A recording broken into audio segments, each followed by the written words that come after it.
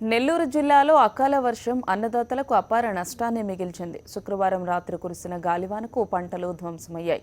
వింజమూరు పరిసర ప్రాంతాల్లో మామిడి, అరటి, వరి, మొక్కజొన్న, బొప్పాయి, మిరప తదితర పంటలకు తీవ్ర నష్టం వాటిల్లింది. దీంతో ప్రభుత్వమే తమను ఆదుకోవాలని బాధిత రైతులు కోరుతున్నారు.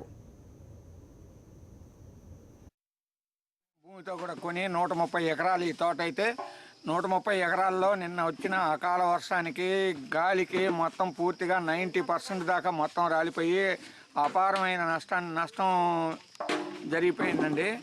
ఈ నష్టాన్ని భరించే శక్తి కూడా సమయానికి మాకు లేదు. దాని తర్వాత ఏమైందంటే పూర్తిగా ఈ ప్రకృతి వ్యవసాయం చేయించి 3 సంవత్సరాల నుంచి కాయిపించిన కాయలండి. 15 లారీల దాకా రాలిపోయినాయి. లారీ 3 లక్షల లెక్కన వేసుకున్నా 45 లక్షలు పోయిందండి. తెలిసి ఒక్క అరగంటలో పోయినాయి, మొత్తం పోయింది. 3 ఎకరాల అరటి తోట వేసినాము. రాత్రి గాలి వర్షానికి బాగా దెబ్బతినిపోయినది. 2 లక్షల రూపాయల దాకా నష్టపరిహారం జరిగింది. మీరు ఏదైనా గవర్నమెంట్ వాళ్ళు ఆదుకుంటే తప్పక గవర్నమెంట్ అధికారులు వచ్చి మాకు కావాల్సిన న్యాయం జరగాల.